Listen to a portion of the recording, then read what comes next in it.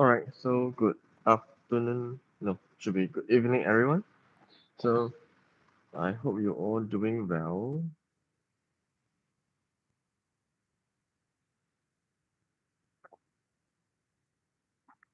All right, so let us continue the previous class. Oh, I hope I have sufficient battery.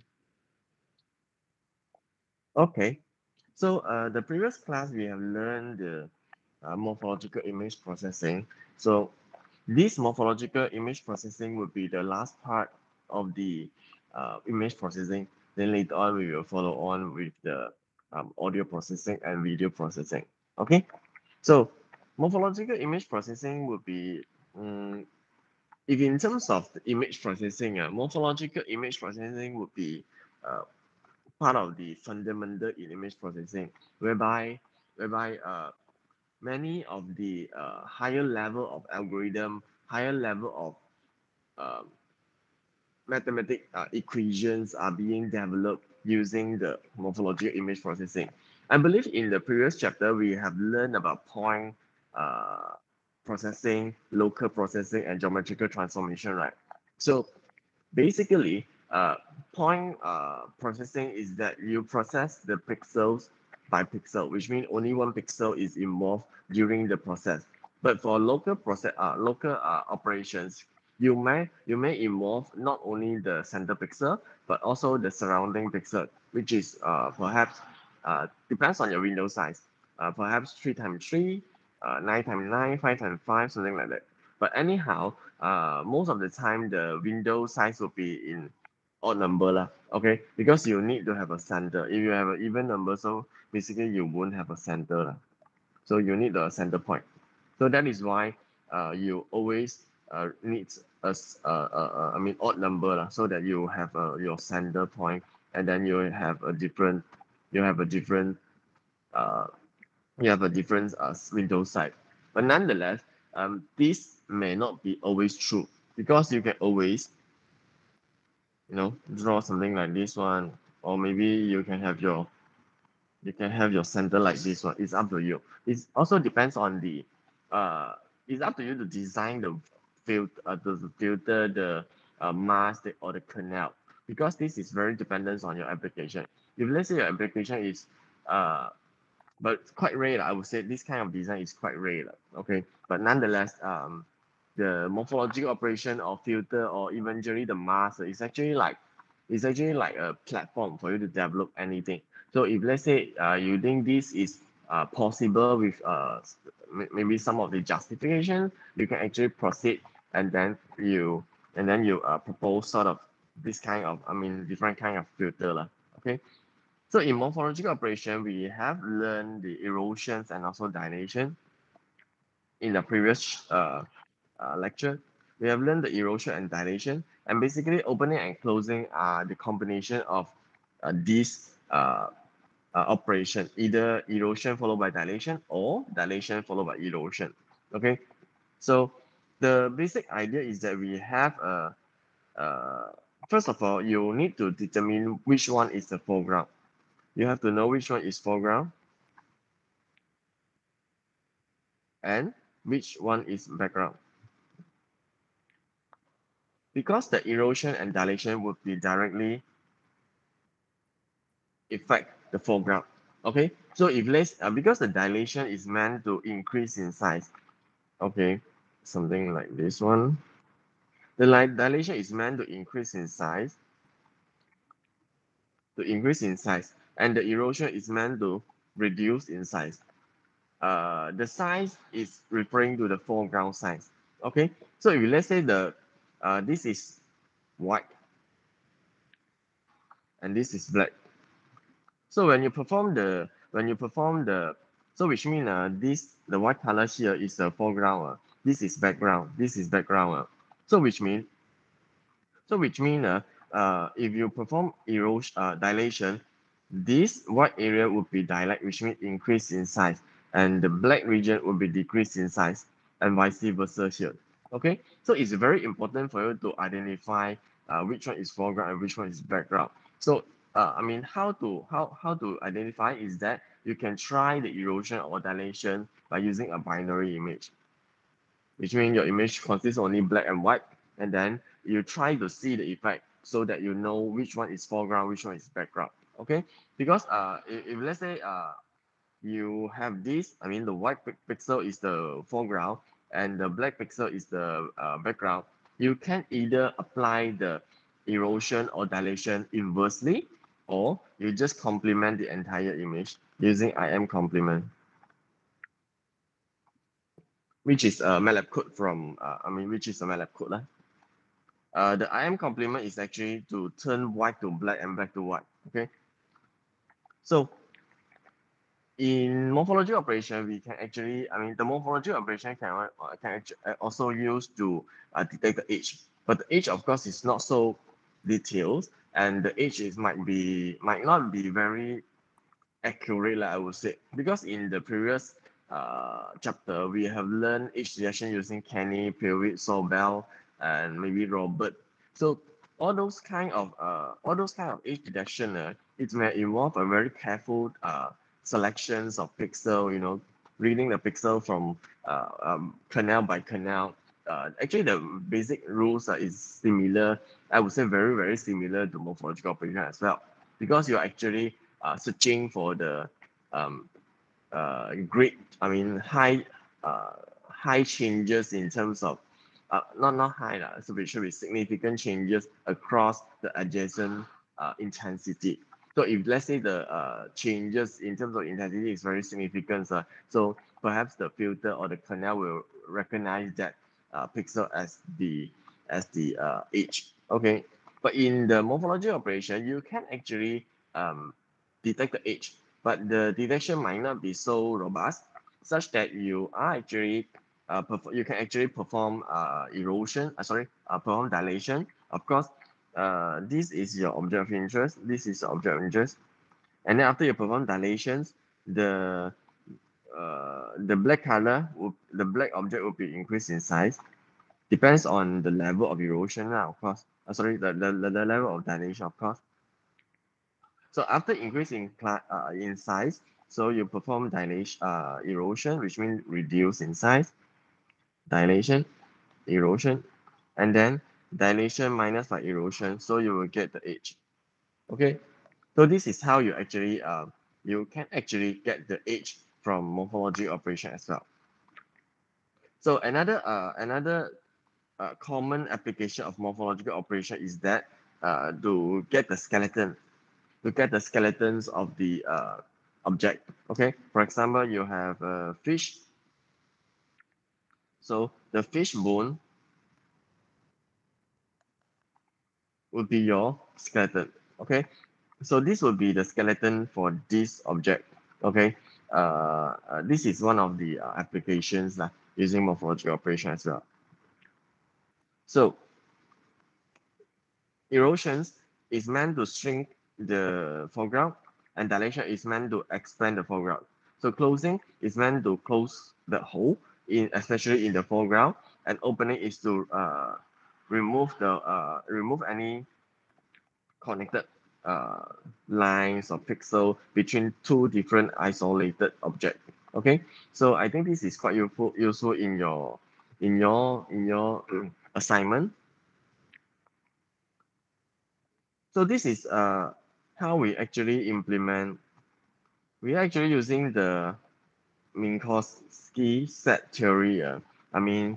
You have to know the which sign is for dilation, which sign is for erosions, and this is how we actually perform the dilation erosion. You have to know the basic theory, the fundamental behind erosion and dilations, so that you can actually, because this one is very important. After you understand the theory behind the dilation erosion, it would be easier for you to learn the rest of the algorithm, which is especially dealing with the filter, with the mask, canal, and etc.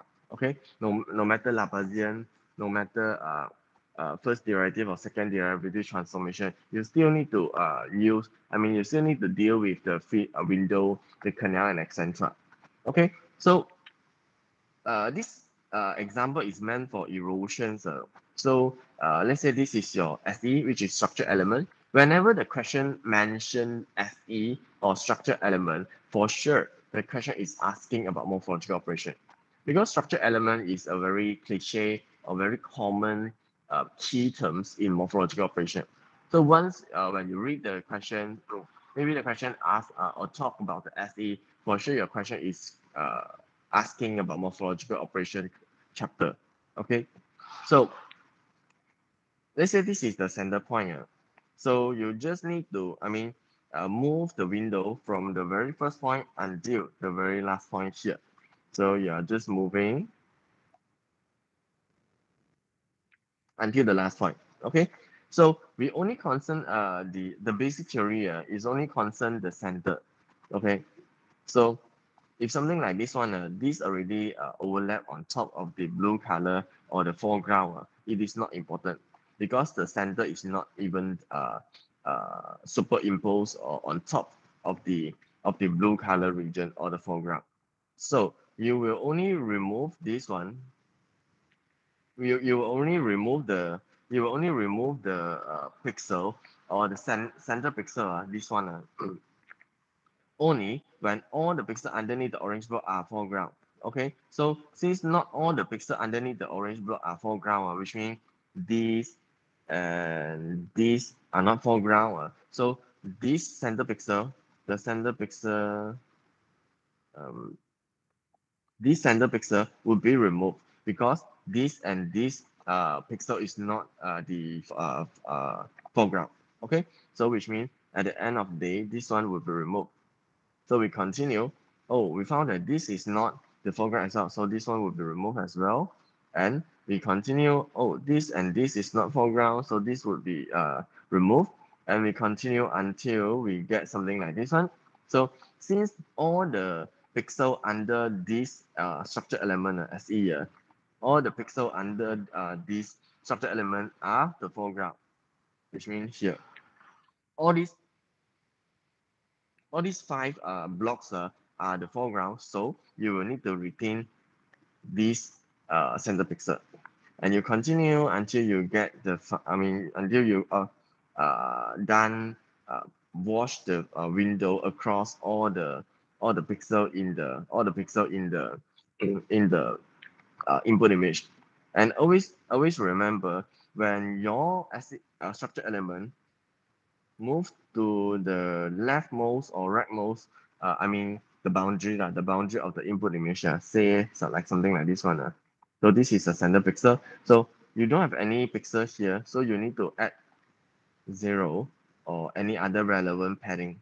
Okay, the padding method is meant to uh, allow the uh, mask or the canal to continue process the relevant image processing algorithm to run the subsequent image processing algorithm, because the canal or the mask cannot process an empty pixel. Okay, so that is why you need to perform padding here.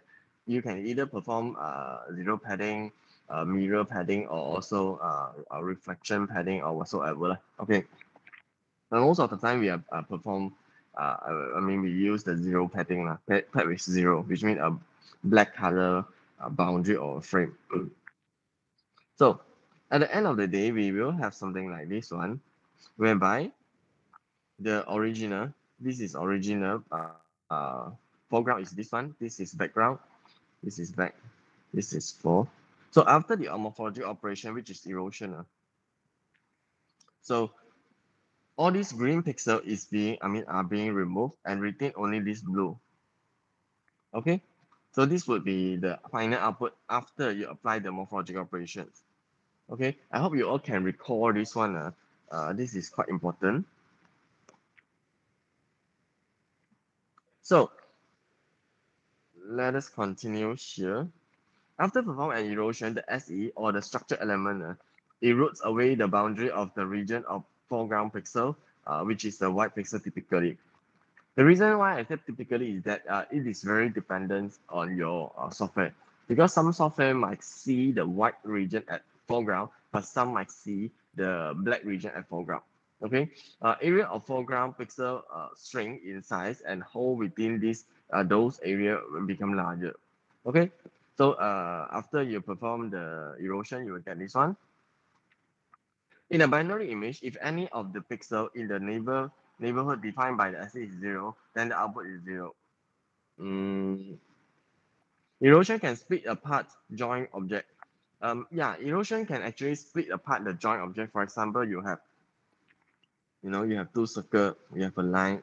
Actually, erosion uh, can split out these two objects, but you have to bear in mind is that erosion might have, erode away most part of the foreground pixel. For example, you have a big circle like this one, so you have a connected object, like a connected line or whatsoever. So after you apply erosion, you can actually remove these uh, lines and separate these two objects into maybe object one and object two. But always remember the erosion will remove the area of the foreground. So after you perform the erosion, perhaps your area will be much smaller than the original one.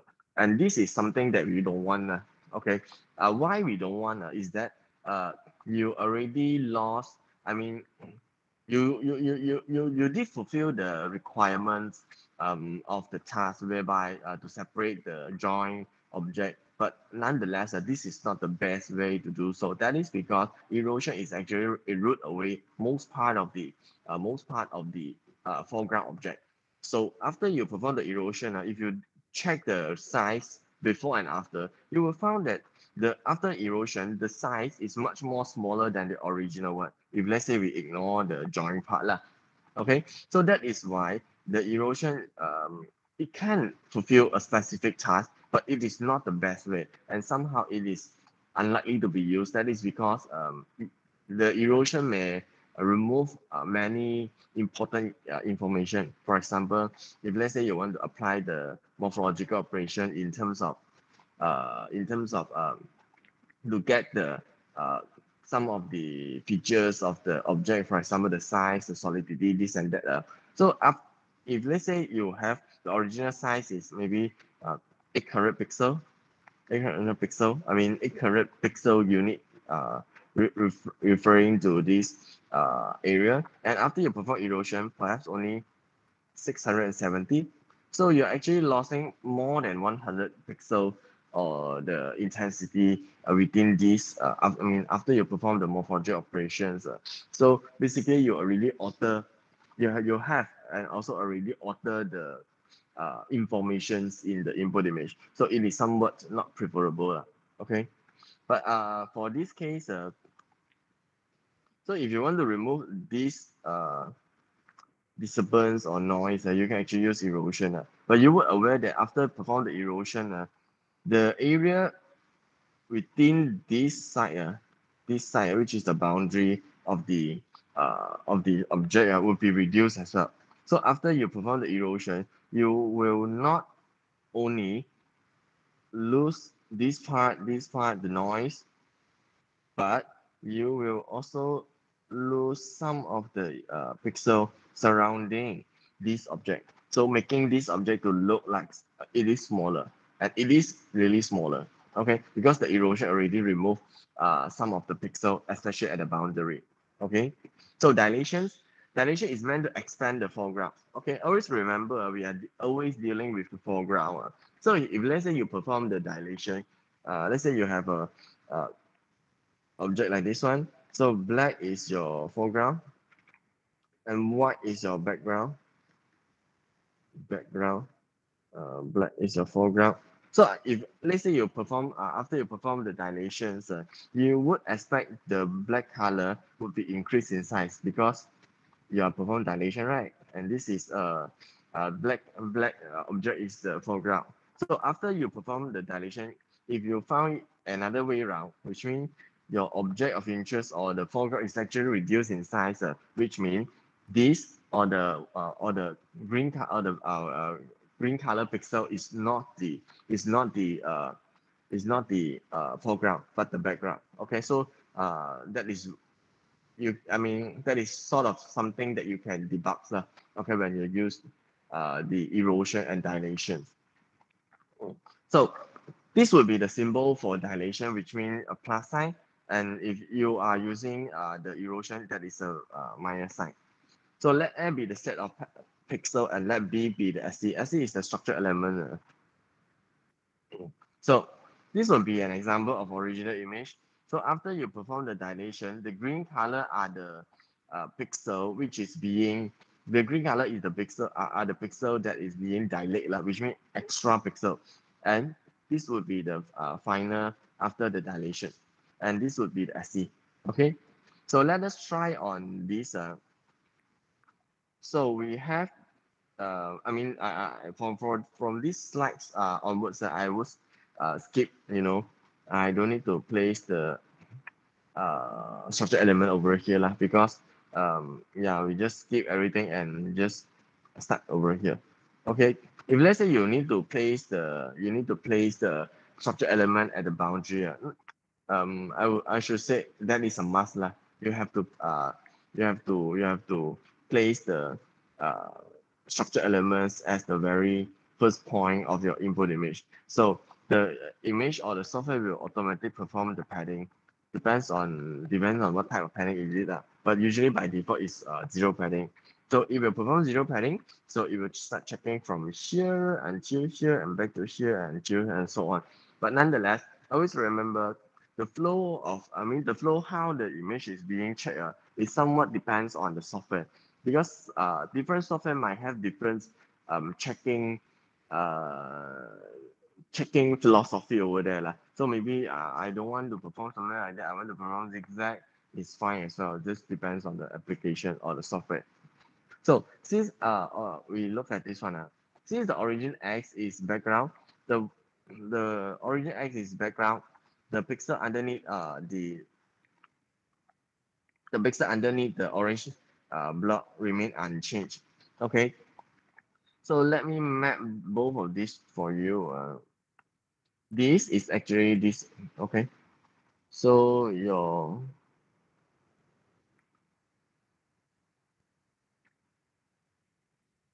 this is actually how it is looks like lah. The yellow color is the yellow color here is the structure element, and the orange color here is the structure element.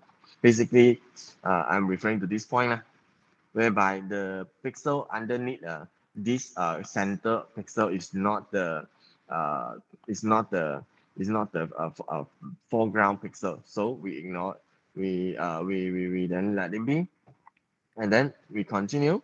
So we are reading at this pixel. So since the pixel for dilation, since the pixel underneath the center is a foreground pixel, so you will need to dilate or add in pixel for uh, the rest of the structure element, which means since your structure element put like this, so you will need to add in pixel for this region and this region. Okay, and then carry on. But of course you have to know that that is why the design of your structure element is very important. If let's say your structure element is a square and now it is superimposed on top of here, so after perform the dilation, all these blocks shall be color in, should be considered as the foreground lah. Okay, so let us continue. The second one over here. So again, we dilate here and here. Just now we dilate here and here, and then we continue.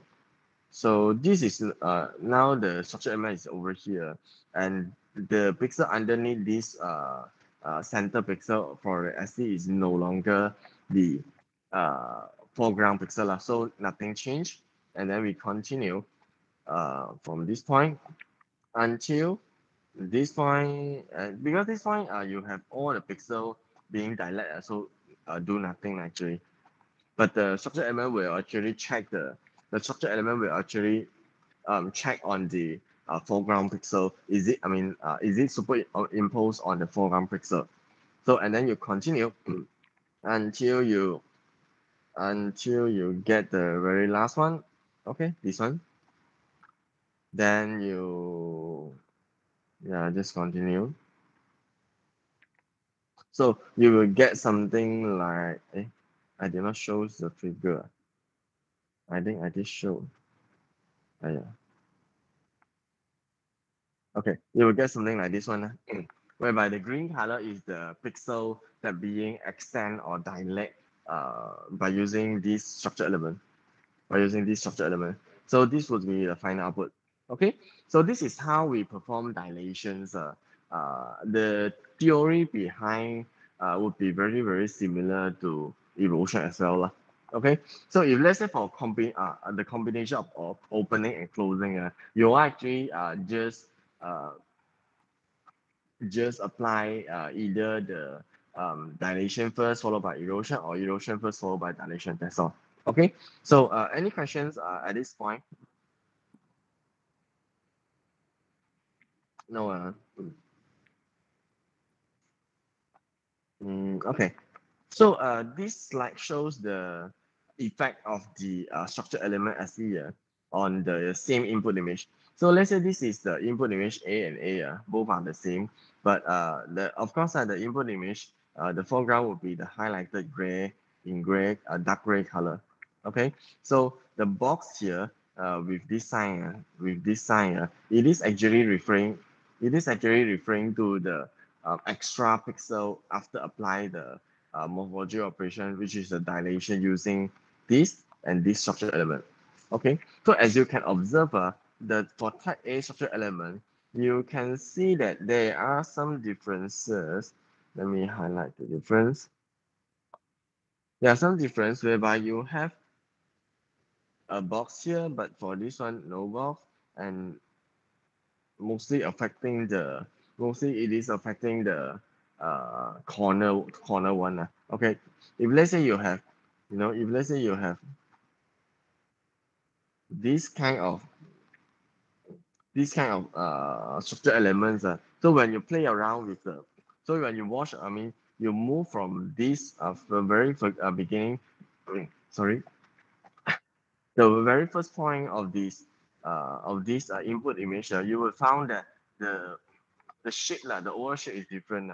You can actually play around this one using the MATLAB and try to select different parameter, input it as I mean, find a binary image and then input it into your MATLAB, and then you try with I mean, erosion, dilation, opening and closing using different structure elements. I think there would be sort of structure element which is this rectangle line, something like that. Okay, I'm not sure if I did remember wrong, but that would be roughly, I just can recall this size now, which means you would have a circular shapes structure element. But of course, this circular shape is not I mean, it's not exactly circular lah, just that because the pixel has their very own limitation, you might have approximations, okay, which is in or general the circuit the not the circuit, the structure elements would looks like uh a circular shapes like, okay, but end up it is not really circular lah, but something like this one.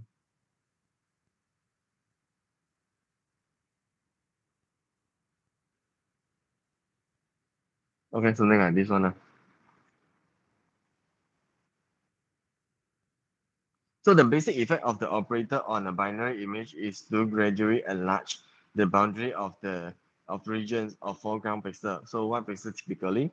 So just now I really showed this image whereby after perform the erosion, the image, I mean, this dot and also this white color region is actually shrink in size.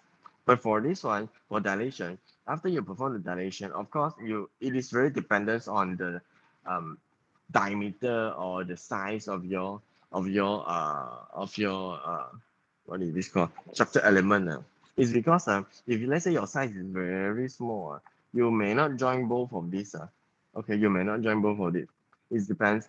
Okay, if let's say you use different if let's say you use different structure element if let's say you use different structure element and the effect will no longer looks like circular in shape, perhaps it would be looks like a bit you know extend towards both horizontal x and y axis, sorry, access it. Okay, so that is the effect lah. Thus, the area of foreground pixel grow in size while holes within those region become smaller. Okay, the holes will be something inside lah. Okay, because you extend in size, right? If let's say you have a circular shape with a hole, so after you perform the erosions, you would expect to reduce in size and to reduce in increase in size. Why? Because the pixel is moving inward,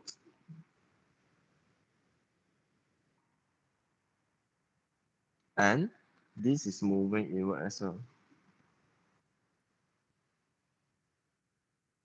Okay, but after you apply the dilation, perhaps the outer boundary would be expand and the inner hole would be covered up. Okay, because initially you have this kind of hole, right? So this hole will be increased, in the, increase in their size and decrease in the size for this hole. So end up, you would eventually vanish the hole. Okay, so this is how morphological operations, dilation is being used. So this slide shows the original image and dilation by 3 times 3 and dilation by 5 times 5. So as you can see, the image, the entire black, for this case, black color is the region of interest. And when you apply the dilations, so basically the A, the thickness is being improved lah. Okay, so which means you have a thicker and thicker image.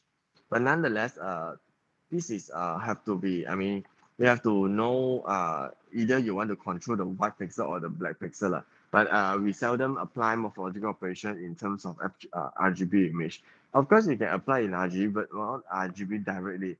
Rather, you apply to red channel, green channel, and blue channel separately, and then later on, you combine the output image together. Okay, we don't usually apply, just put the algorithm there and then let's see what happens. We seldom do so lah. Okay. So the dilation can be used to address some image noise, because dilations is actually to dilate the pixel from the neighborhood. So for instance, dilation can be used to fill up small spurious hole, which is pepper noise. Okay. So this is an example, the original image corrupted by pepper noise, and this would be the example which is after the output. So as you can observe, of course, uh, not only the dilation and erosion can achieve this method. To remove the pepper noise. Of course, you can use medium filter, mean filter, and etc. But nonetheless, what I want to highlight here is that morphology of operation can eventually did and achieve the same result, rather by using all different kinds of algorithm, this and that. Okay, so how to do so? Actually, you just need to dilate for example, let's say this is the noise. Let's say this is the noise. So this is your object. Let me draw in. So this is your object. Your pixel. Okay, so let's say this is your mask, across mask. So this is center. Since the pixel underneath the center is the foreground, so you need to highlight the resulting wings of the structure element. So when you do so, initially this value is a noise. Let's assume it is a noise. This is a noise.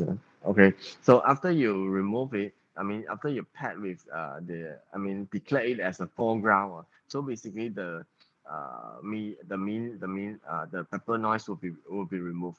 Okay, so this is how we actually, until today, you would see that you would realize that actually we have uh different, not only different, but many different, and this is widely uh, I mean, the algorithm to remove a particular noise is widely available, because not only the median or mean can remove the noise, but some other methods, for example, the erosion or dilation, can be used to remove the noise as well. So after you perform the dilations, then you were able to see that the all the pepper noise is being removed lah. Okay. So the image shows the result of dilating this image with a 3 times 3 structure element. Note that although the noise has been effectively removed, the image has been degraded significantly. Okay, why the image is being degraded? Something like this one. Something like this one. This all this color. When you compare both of the image, you will find that some of the black, this part, the black stain is being removed. Okay. And the overall image, when you compare the overall image, you will find that this one is much more blurred, and this one is more, clearer, good in contrast, and high concentration. Okay, that is because when you dilate something, you're actually extending the pixel to the nearest neighborhood. So when you extend the pixel to the nearest neighborhood, the pixel, the new assigned pixel might be something new lah, which means not from the same cluster lah. Okay, if let's say you meet two different cluster image in one box, one mask. So let's say this is for class A, this is for class B. So when you perform dilations, either way, from this way dilate to this way, or this way dilate to or this way dilate to this way, you will find that depends on the sequence to run the algorithm lah. You will find that the pixel will be used. Let's see. If let's say you have a structure element like this, so it is a 3 times 3 with a center pixel here. So let's say the downward, the pixel underneath the center pixel is a black color. So you will extend the black color here, here, and here. Okay. So when you do this kind of extension, you can actually remove the salt and pepper noise, but at the same time, you might introduce blurriness, because this filter is looks like you are actually smoothing out the extreme value. For example, pepper noise, which is usually black in color, the the uh, the salt noise, which is usually white in color. Okay, so after you perform the uh, so-called the dilations, you will be able to remove the noise, but at the same time, you will also found that the output image is much more blurred. Okay, so sometimes you have to know what is your task and to what limit you can push yourself to optimize the output. Okay, so this is about the dilations. Dilation can be used also for age detections by taking the dilations. Okay, this is what I mentioned just now. So let's say you have this one. Let's say you have this input image, so you just need to dilate the image, and of course this image is black and white, so it's easier for you to read that. So basically, if this is a white color image, if this is a foreground, this is a background, so first of all I perform dilation, so I will able to get a picture or the output image with a larger size in terms of white color, and also uh, the whole would be smaller lah. Okay, so after that you perform erosions, and then dilation, and then this is erosion, and then dilation minus by erosion. But if I ask, can I don't do erosion, is it okay to, if I ignore the erosion, can I still get the edge of this object? Let's say this is the input image. If I don't want to perform erosions and just dilation minus my original image, can I still get this one? Is it possible? Mm. Anyone who can answer this question?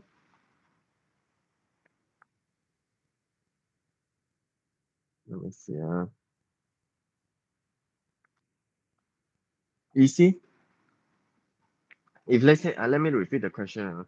If I perform dilation without perform erosions, so dilation minus the original input image, can I still able to get the edges? And let's say provided this is the original input image. Provided this is the input image. Uh, so I have a dilation of this one. This is Ori. So dilation minus Ori. Can I still get the edge?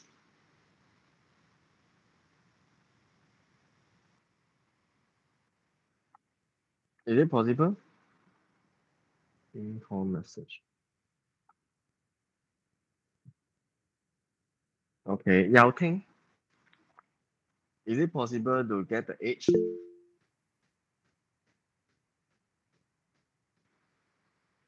Oh, Yao Ting Long, sorry, Yao Ting. Yao Ting Long, yeah. Is it possible? Result might be back.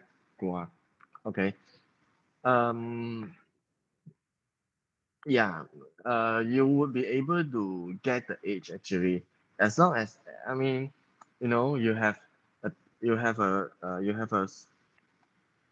if let's say you have a very thicker in size, and then you minus, let's see, this is filled with white color, and then you minus something which is smaller. So of course you will get the difference, right? Because uh, image A you have thicker, larger size, image B smaller size, so you will be able to get something like this one. But the edge will be a bit thin, okay. But and provided you have many constraints as well, because your input image must be black and white. If not, the result would be not so nice. The ages might not be that accurate. Yeah, that accurate lah. And also you may miss out some of the um ages, especially for texture, this and that. Okay, so um for a very very layman, you still can apply this one, because at the end of the day you're still able to get the ages, just that the ages might not that accurate lah, as per the Kenny, Robert, and etc. Okay, but if let's say you perform the dilation first, and then from this image you perform dilation, and from this image you perform erosion. So dilation minus by erosion, you will able to get a thick edge. Why? Because you have a greater value. After you perform dilation, you will get a greater value, and after you perform the erosion, you will get a smaller value, and then the greater value minus the smaller value, the gap between these two would be much more greater lah. So you will get thicker edge over there. Okay, so thank you for your answer. um Dilation and erosion are duals of each other. So the original image erode, dilate, and okay. Uh, I would say that you can actually ignore this one. Ignore this slide lah, because from the previous semester, I found that this slide would be a bit confusing for many students. So what I want to mention here is that if let's say you have this is the foreground, this is the background. Okay, so if I apply dilation, the foreground will be increased in size, the background will be decreased in size. Okay, and if let's say I complement this image to become, this is black color and the rest is white color. So if let's say I perform, so which means this is foreground, this is background. So if let's say I perform erosions, which means this would be decrease in size, this will be increase in size. So the output image of this one minus by this one, you will get a totally black image. Why? Of course, you need to convert back uh, to this color first. If not, you will get a different color. Okay. But nonetheless, I think we can ignore this slide, because based on the previous semester, many students found that this slide is very confusing. Okay, I yet to take away this slide. So basically, what I want to highlight here is that the degree of erosion and degree of dilation is the same, unless you input a different parameter. For example, the thickness of this alphabet A, if I perform erosion one time and then I perform dilation one time, you will get the original image. For example, you have an original image. So let's say I perform erosion once, so you will get E1. If I perform dilation one, you will get D1. Okay. If I'm here, which means I have done dilation for one time. If I perform erosion, I will get back my original image. If I perform erosion again, I will get this image. But if I have this image, I perform dilation, I will get the original image. I perform dilation again, I will get D1 image, something like that. Which means the degree of dilation and erosion would be same, provided all the parameters remain the same. Which means your structure element, um, the size, especially the structure element is the same. So that when you perform this dilation, again you will get your original image. Dilation again, erosion again, you will get your original image. Erosion again, you will get E1. Okay, but if let's say you this is your SE structure element. If let's say you perform erosion once, you will get original image, but you change your structure element to become something like this one. So after you perform dilation, erosion again, you will not able to get this one because your structure element already changed. Okay, so that would be the main idea I want to deliver lah. Okay. So actually this is the code. If you have the MATLAB, you can just copy and paste and try it on your own. I think the alphabet A is in the Google Drive. Okay, I did upload to the Google Drive the lab image, I think. So you can call upon this one. Of course, you need to download first, and then this is the code for you to understand. I would always suggest you all to try with MATLAB because after you try, it is so-called practical sections would be easier for you to understand. So you have your figures and the SE is just SE is the structure element once, which means you assign everything as one and the size is 9 times 9, 9 times 9, and everything within this one is 1 times 1.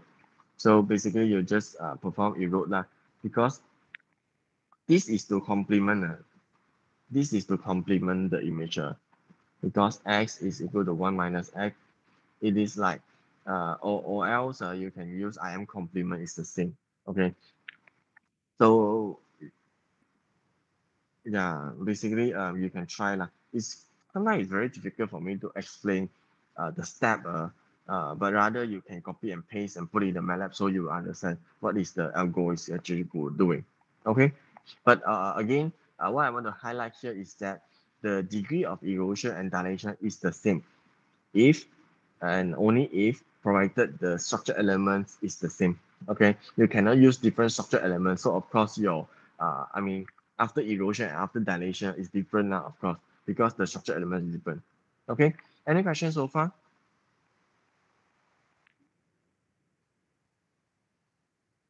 No. Okay. If you feel confusing, I would advise you to copy and paste this one. I think this slide is copyable. You can copy at least. Copy and then put it in the MATLAB and try it. Okay. So opening. So opening is defined as the erosion followed by dilation. Always remember, for this one, of course, you need to remember a bit because if you forgotten the flow or the sequence to perform the opening, you might get everything wrong. Okay, opening is perform erosion first followed by dilation. Okay, so this is the sign for opening. So this is the method. The main purpose of opening is that okay, let me explain from here. Because after you perform the erosions, the object of interest or the foreground would reduce in size significantly. So after that, you perform dilation again to restore the size. Of course, the size might not be exactly the same. Eventually, you are using the same SE. For example, you have you have something like this one.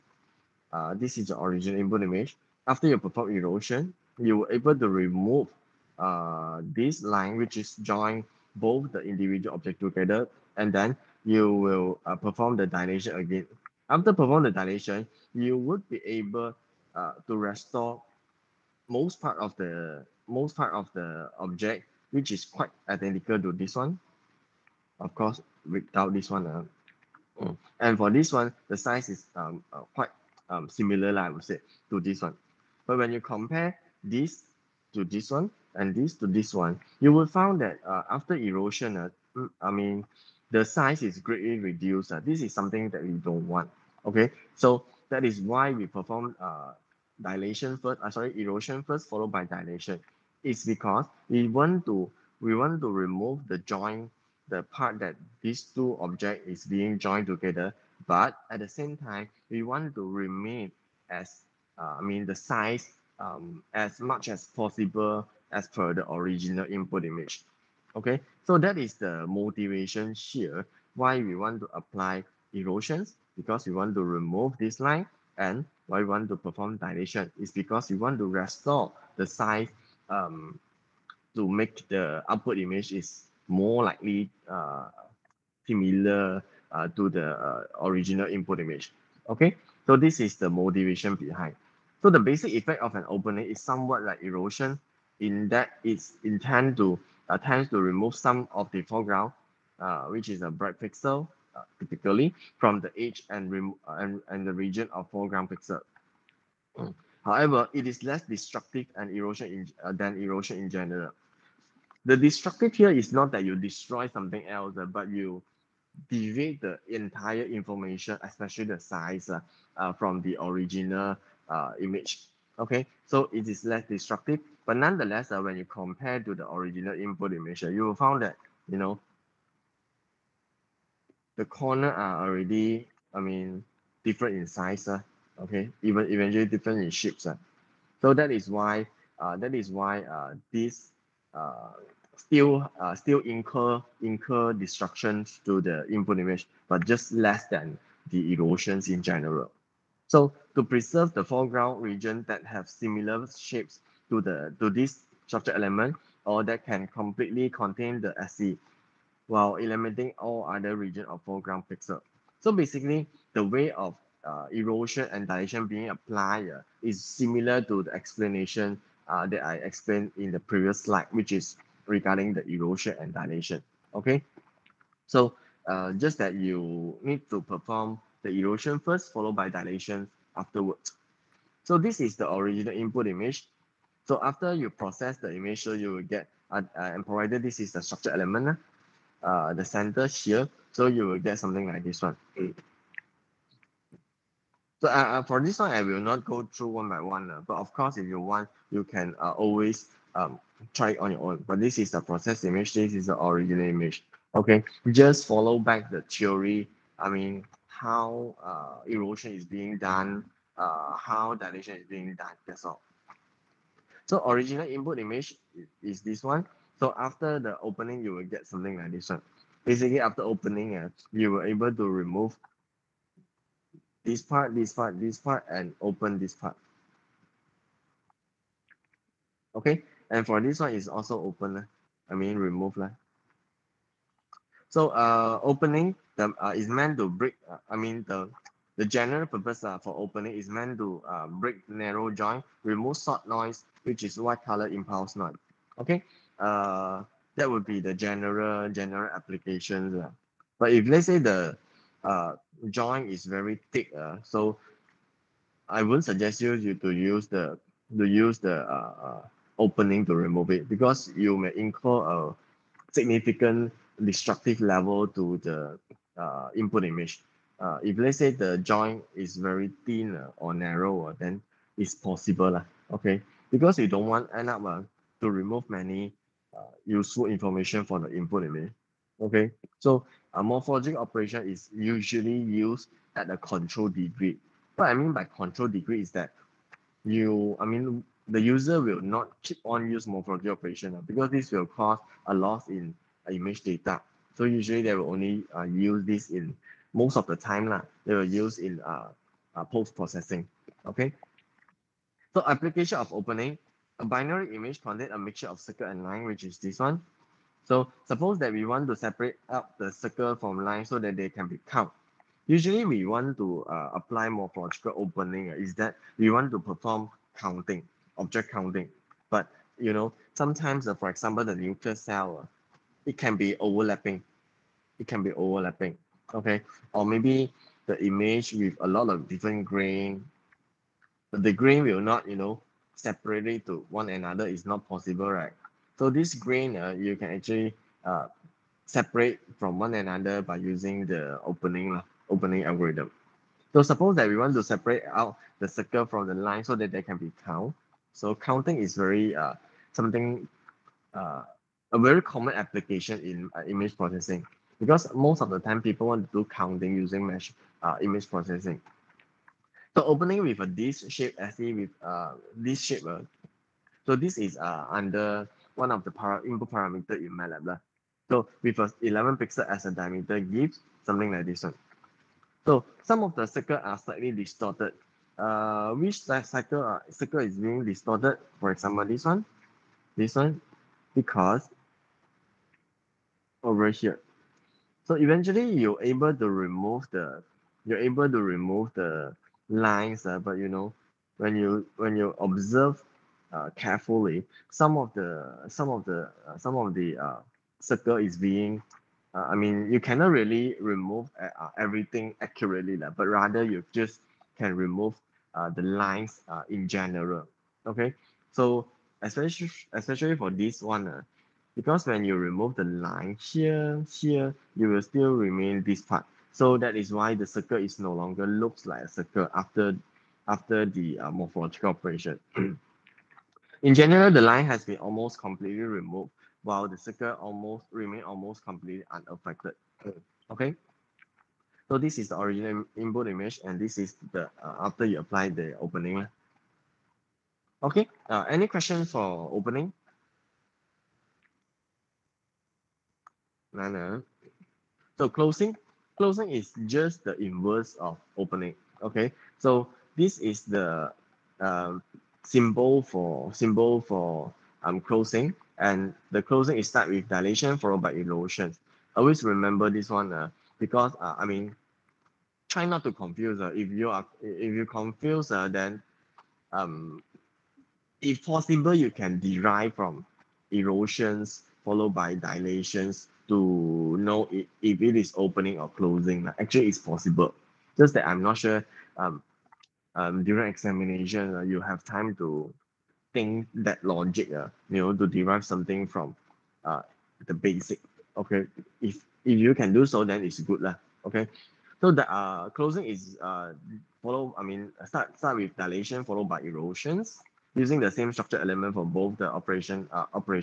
Always remember for dilation and for closing and opening, always you will perform using the same structure element. It's impossible you perform using different structure element. If you are performing using different structure element, you will no longer call that as for example, this is your structure element for erosion.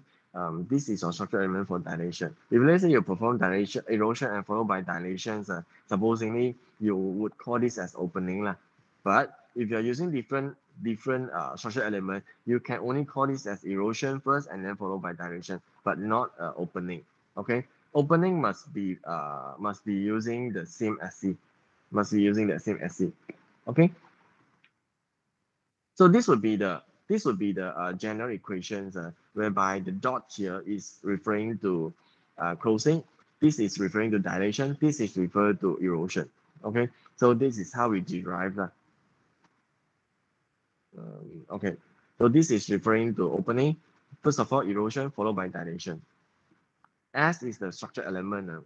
F is your input image. So closing is similar in some way to dilation in that it intends to enlarge the back boundary of the foreground region in an image and shrink the background color holes in such region. So as per the name of this morphological operation. The closing is actually to close something else. Okay, for example, to close up the door. Sorry, to close up the hole, to close up some open area. For example, something like this one. You can actually close up this region to become something like this one. Okay, or you have a hole. After you perform the closing, you will be able to close the hole. Okay. However, it is again, it is less destructive than the original boundary shape. Okay, because eventually, because when we perform erosion, you actually reduce in size, right? And perform dilation, you actually increase in size, right? Both of these actually you already disturb or provide distractions to the original input image, because for this one you remove excessive pixel, and for this one you add in excessive pixel.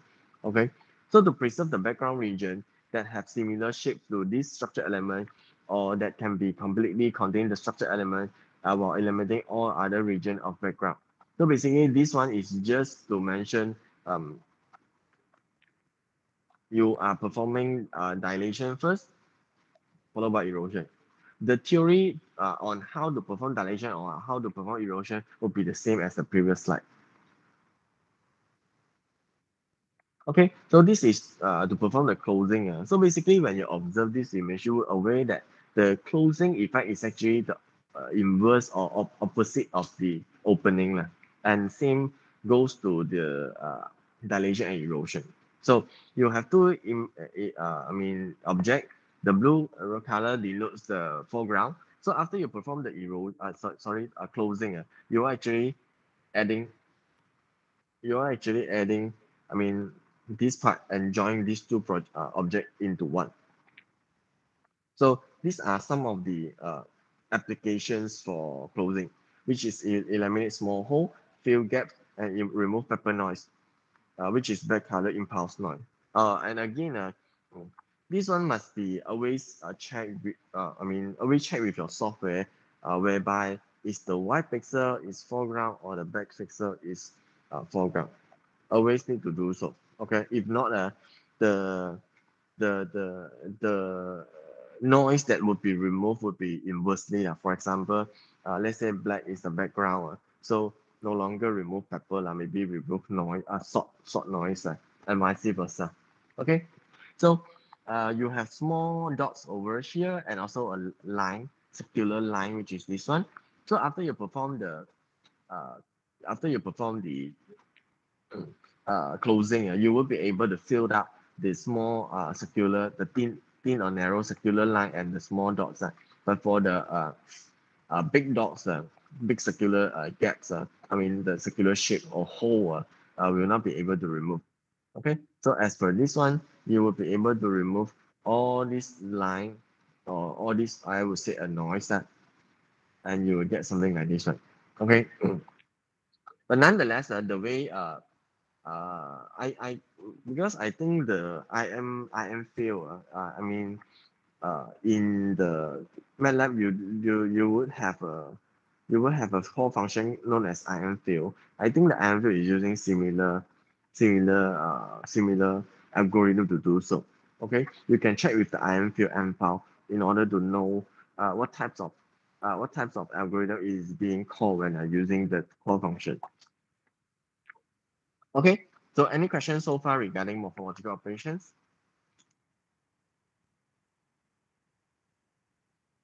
No? Okay, if you have any question, feel free to ask. So I think we can pick five, and then later on we continue with chapter 8, which is digital audio processing. Okay, we will take five and we'll back here maybe 10 minutes.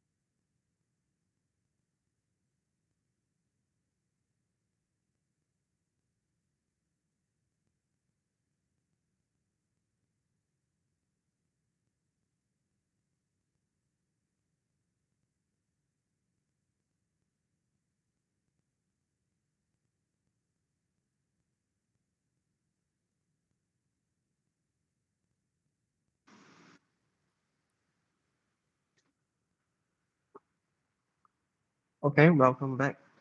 So we will have, we already done the last chapter for image processing. So from this, this and the next chapter should be around about digital audio processing and followed by video processing. Okay, so as I mentioned before, in multimedia system, we have three different not difference, but three main domain, which is the uh, image processing, the audio processing, and also video processing. But nonetheless, we will focus more in terms of the we will focus more in terms of the uh, image processing. Is that the image will be the main uh, field that is being that would be the engineer venture more on the image processing rather than audio processing. Of course, there would be some other specific field which require audio processing, but actually we are not calling those people as not calling that field as audio because we will call that as a signal processing engineer okay, but it would be a bit gray in Malaysia okay. So for this chapter, we would explore the digital audio processing, and again, as all the multimedia systems are meant to communicate and interact with human being. So we would uh, we would expect the user would be a human, okay, rather than a computer vision or any other machine, okay. So as I mentioned before, in terms of the let me get my pen. I hope you all still remember when we talk about the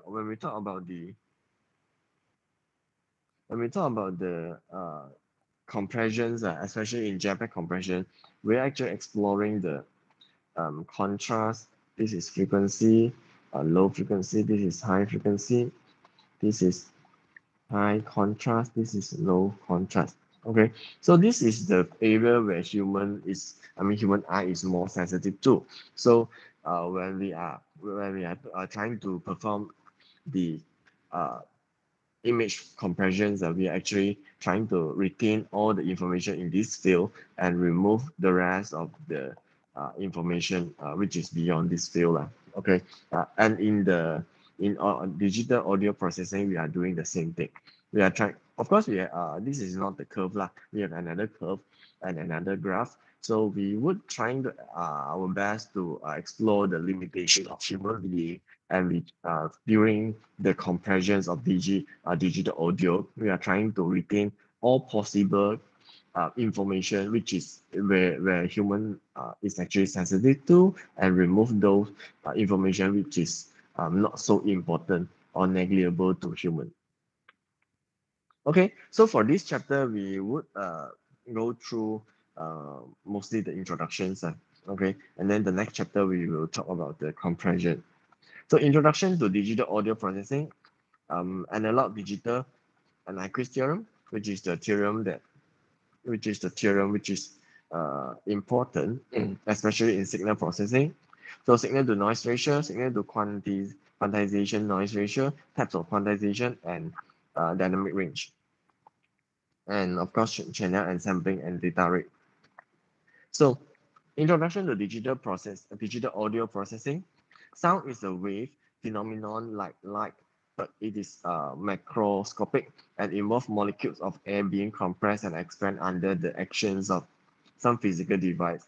I believe in uh, maybe back to primary school, I think you all did do this experiment, right? You know, you have I don't even remember what this called. And then you try to hit this with some other device, and then producing the noise. So there would be a chart, something like this one, showing the frequency of the noise transmission. Okay, because the noise or any sound wave is actually the compressions and also the expansion of air molecule. Okay, if you are in a if you are in a vacuum area, you would not able to um, hear any noise. That is completely silent. That is because no particle can be transferred in vacuum. Okay, so sound cannot be you cannot hear any sounds. So without A, there is no sound. For example, in space. So in vacuum as well, there is no sound. Figure on the right shows the one-dimension nature of sound. So this is just an example whereby you have a uh, x-axis, the amplitude, which is the y-axis. Okay, so which means audio is a time dependence signal whereby for example, you receive a WhatsApp voicemail. It's not possible if let's say the WhatsApp voicemail is only 0.01 uh, second, it's not possible for you to listen or understand what is the message behind.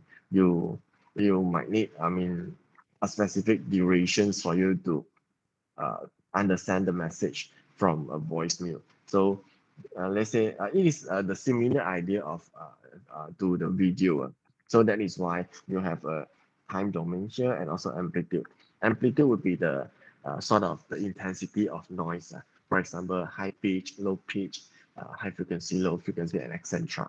Okay, so this would be the so-called amplitude, and it is a time dependent whereby you need a specific time frame to record the voice mail, or maybe to listen a voicemail. So value change over time in amplitude, and the pressure increase or decrease with time. Okay, this is just an example lah. Okay, to show you that this is actually so-called one dimensions natural sound. So since there is only one independence variable time, we can call this as a 1D signal. So uh, in image processing, it is a 2D. It's because you have Cartesian plane x and y. Okay, but this one you don't have any Cartesian plane x and y. So you can see the image as a x and y with different intensity. So this is so-called a 2 dimension. But for this one, you only have one independence variable, which is the time. So this is a 1D signal. So since we are interested in working with such data in computer storage, we must digitize the analog signal, continuous value voltage produced by microphone.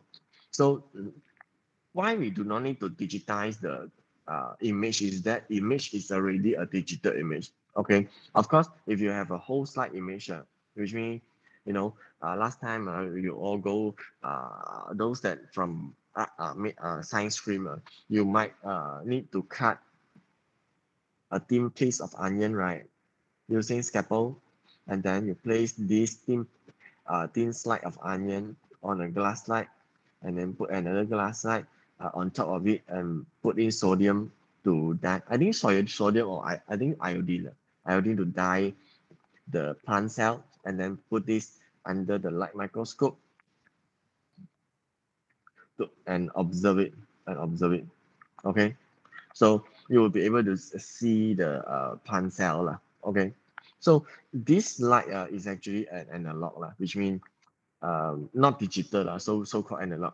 So you can actually convert this light to digital by using the whole slide imaging scanner. You just put in the slide into this scanner, or else in conventional method, this microscope, sometimes the monitor that you view, they are sensor and embedded surrounding the current view. So there is also a camera built in, so it will snap the slide.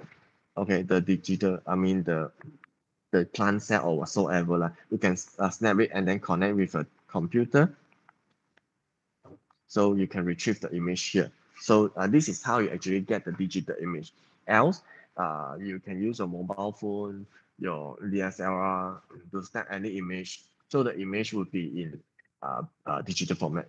Okay, but for audio, it may not be in digital format. For example, the voicemail, the voice call or any other sounds, it would be in analog. So in order for us to process this data, we must first convert it to digital, so-called the digitization. Okay, so let us observe this. Graph. This is a analog graph whereby you have a continuous chart. You know, this continuous flow. So in order to digitize this one, we are actually perform sampling. So what is sampling? Sampling is uh, to get the data, so-called sampling. Like you go for a supermarket. Oh, please try this sample. That is sample. So the action to give out the sample or obtain a sample is called sampling. Okay. So for example, let's say this is 1 second. Let's say this is 1 second, 1s. Okay, so if let's say I want to perform sampling 4 times in 1 second, so you will need to divide this one into 4 parts, which is the interval would be I mean you just need to divide by 4 parts. Okay, so which means this is part 1, 2, 3, and 4. Okay, so you have 1 sampling, 2 sampling, the 3rd sampling, the 4th sampling. Okay, so after you get this data, you were able to record the values here. So at the end of the day, this would be your data looks like. So when you connect each and every point, you will get this data. Okay, so let's say you start from this point. If let's say you start from this point, so you will have another data here. So this would be your digital data obtained from this analog data. Okay, so if let's say you want to perform the sample, I mean, many times, for example, this is, oh, for example, this is 1S. So you perform like uh, maybe 100 times. So you have so many lines here. So later on, after you tabulate the digital data, you would be able to get something very similar. Something very similar. Okay, until 1S. Let's say you have 100 samples here. Okay, so of course the data here would be a district data 100 times as per the sampling size. Okay, so what I want to highlight here is that the number of sample is very crucial. If you have a low number of sample, you will not able to describe this one as it is. Like just now, if you only perform the sampling, 5 sampling, let's say 5 sampling for this data, the chart is something like this one, 1, 2, 3, 4, 5. So when you compare this digital chart to this analog chart, and compare this digital to this analog, you will find that this one is much more similar or identical to the original analog. Okay, can you all recall the uh, discrete Fourier transform, DFT? So we are using the sine wave to approximate the original input image, right? So the same thing occurred here. We are actually, because we want to if you want to process a data, I mean the audio data, you must convert it into digital. Okay, so when we convert to digital data, the data would be lost. Why? Because some data is not being converted to digital. So when we have higher and higher sampling, we can actually approximate the original input image like this one. Okay, but if let's say your sampling is very low, your sampling is very low, so you will not able to mimic the original input audio. Okay, so that is why the number of samples is very important. Okay, so maybe some of you would curious if I have a lot of different sample, so I can get a very perfect estimation or approximation image, right? Yes, the answer is yes. Just that the higher the number of sampling, the greater the data, the size of these audios, digital audio, which means if you have this one, maybe only one 10 KB. For this one, maybe you need 100 KB. But if you have a lot, maybe up to 1,000, you might have 1,000 KB or maybe 1 MB, something like that. Okay, this is just to illustrate a very, very small data. So which means the higher the sampling is better, is preferable. Is because the higher the sampling, the more likely the digital data will be alike to the analog data. But nonetheless, the higher the sampling rate, the higher the size as well, which means this is something that we are concerned. As I mentioned before, in multimedia system, we always concern in the size because we have two main reasons. First one, we have limited storage. No matter your PC, your the database and etc., we have limited space.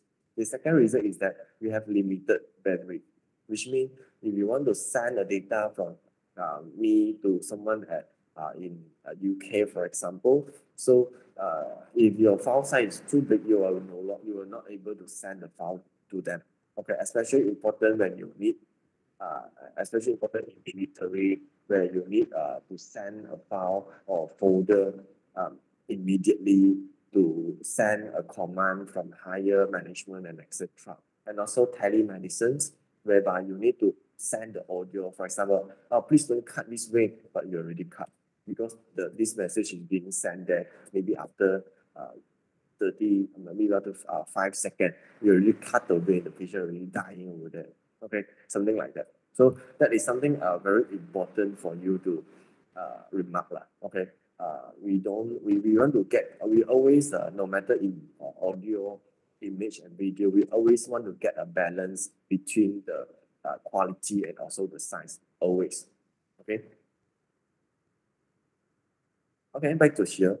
So we must digitize the analog signal, which is a continuous value of voltage produced by the microphone.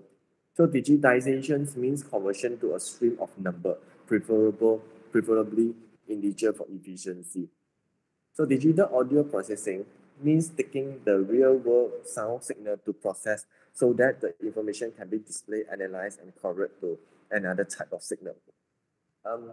For example, you can only process the bitmap image or the raster image, and you will not be able to process the vector because there is no information presented by the vector image. Instead, the vector image is presented by a mathematical equations.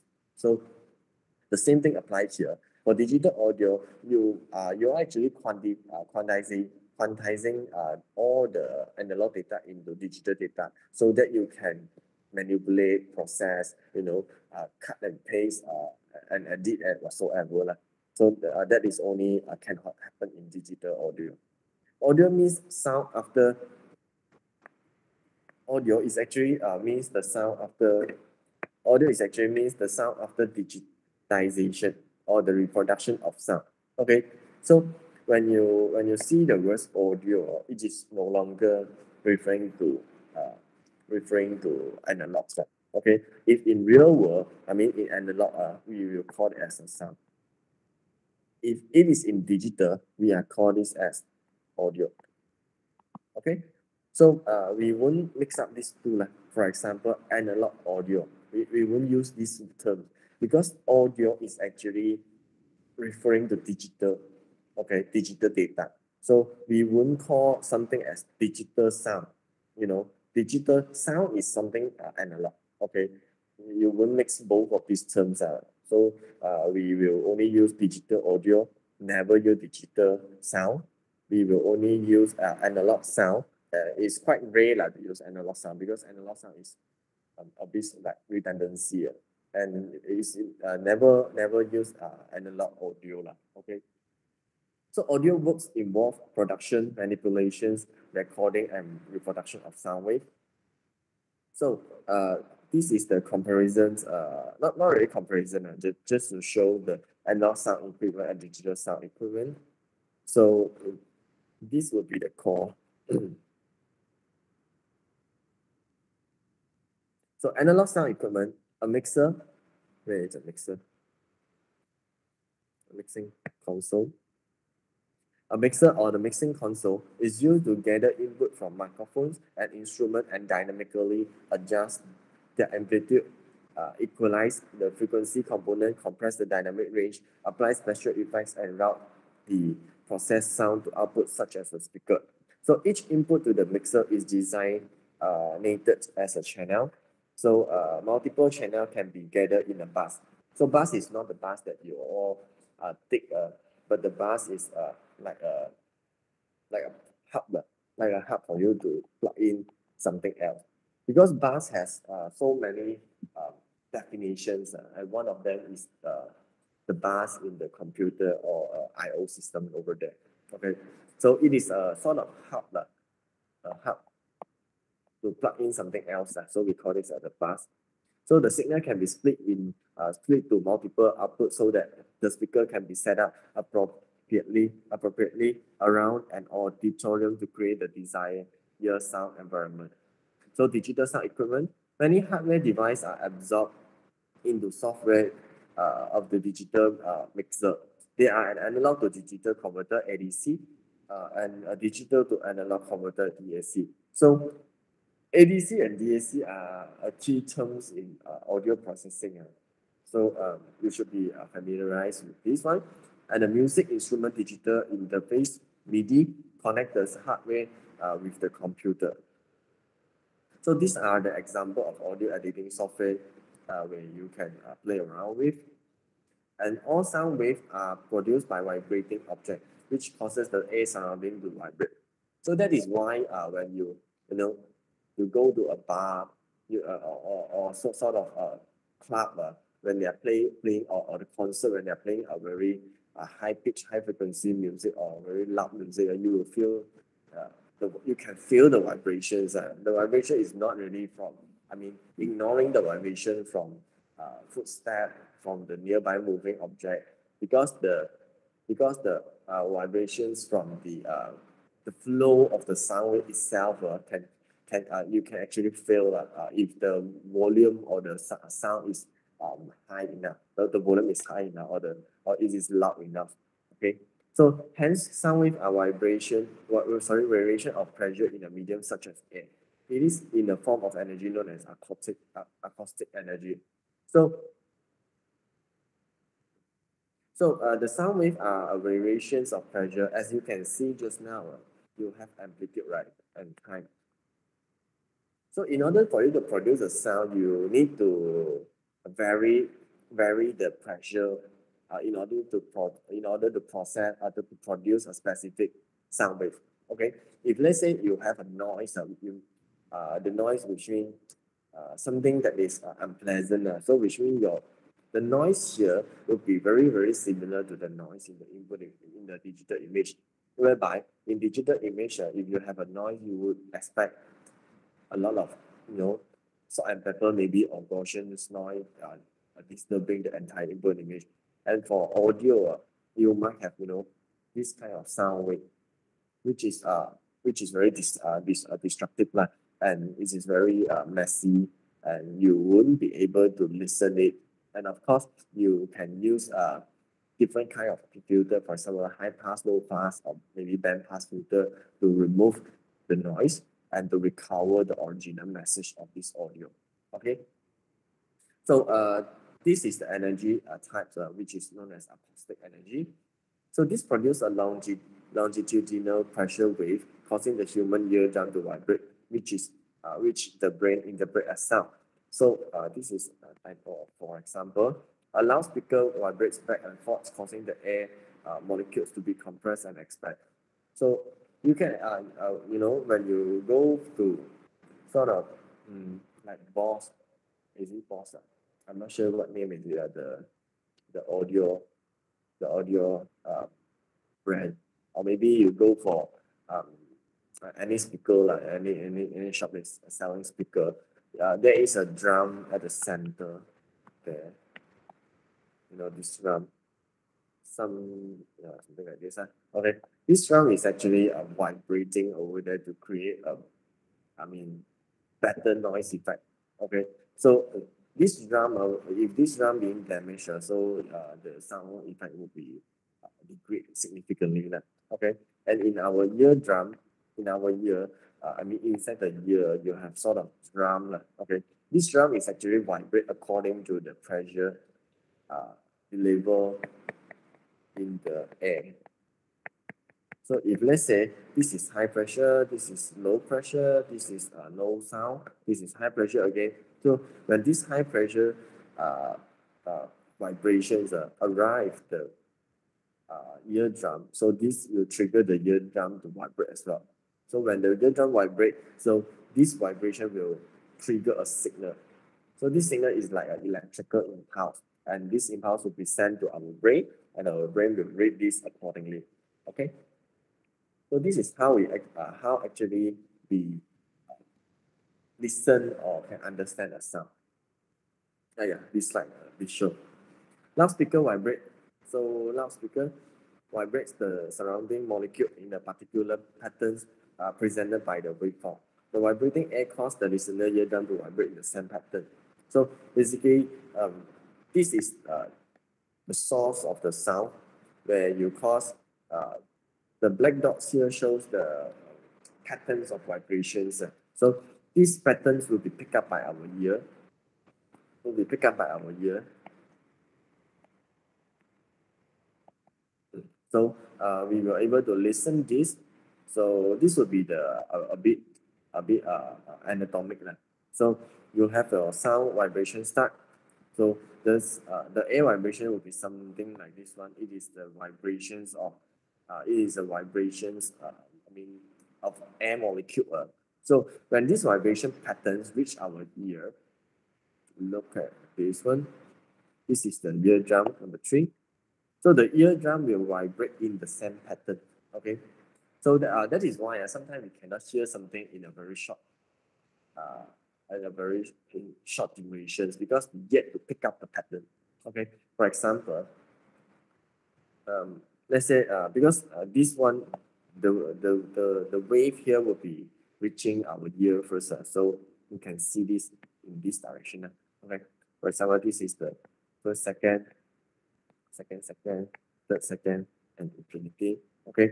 So we will listen this one first, because this sound wave will reach our ear first. So if you're able to pick up this until here, sometimes we will not able to, understand the sound in which it is given a very short duration. That is because we only able to pick up the patterns here.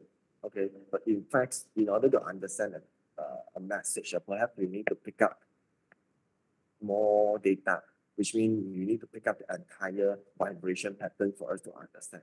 So that is why sometimes we need to stay silent, and then we give ourselves some time to listen.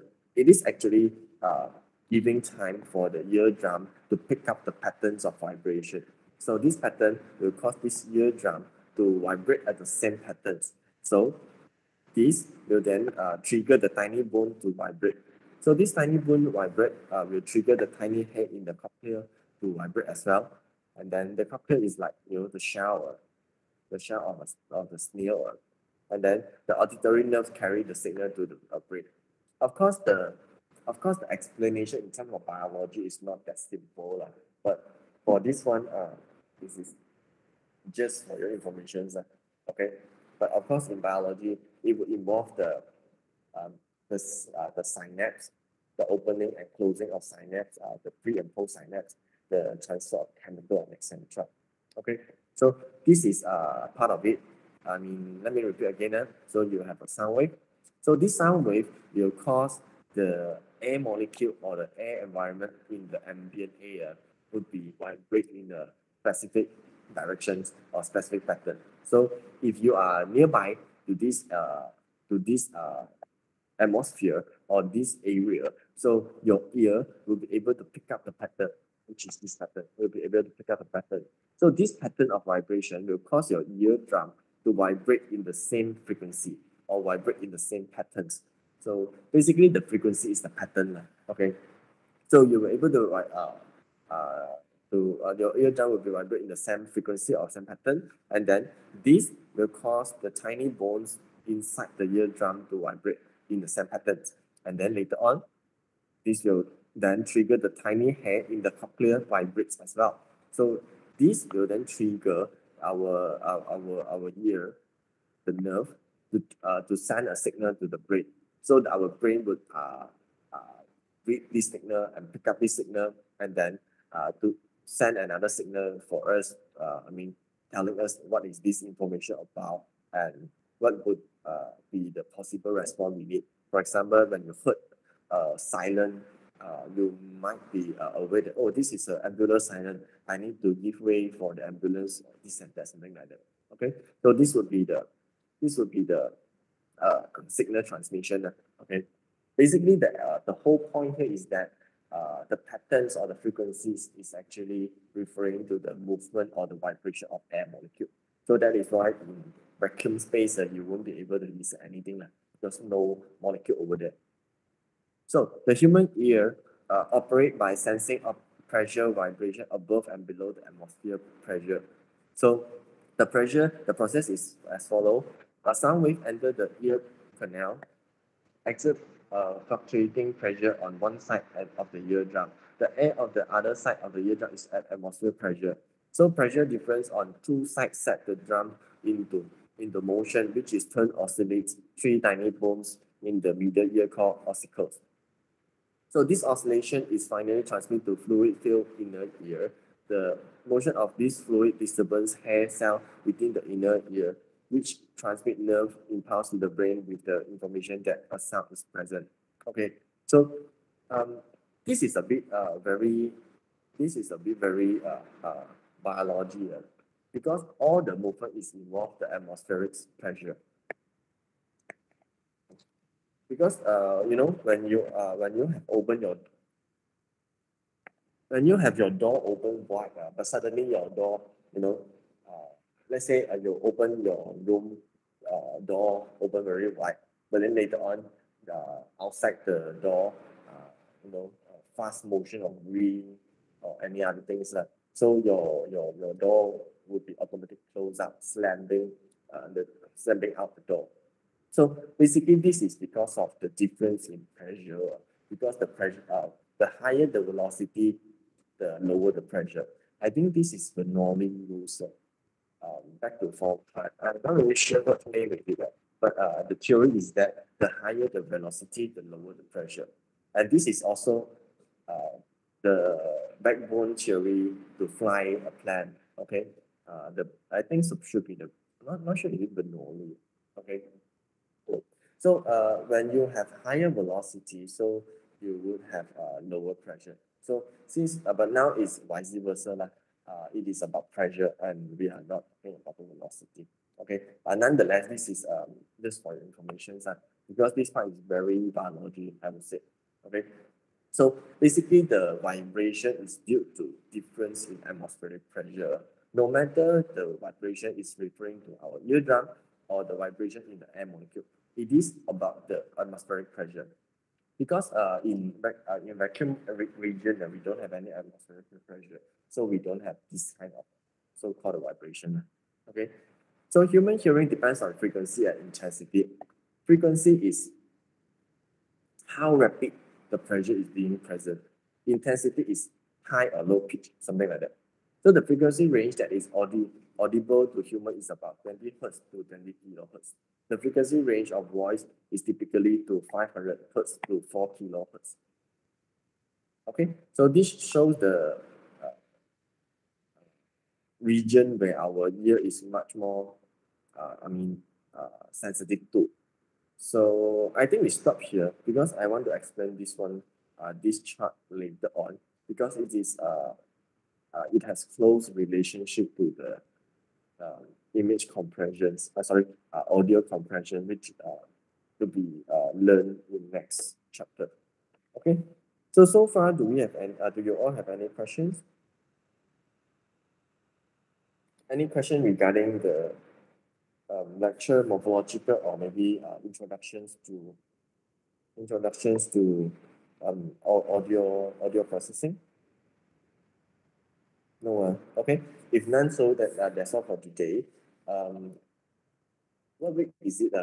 Now, is it week 9? Week. I can't recall. Never mind. Because I'm not sure. Do we have a tutorial this week? Yeah. I think we have tutorial this week. This is week 8, I think. Okay. So I will upload the tutorial later on. Okay. So if no question, that's all for today. Thank you and bye bye.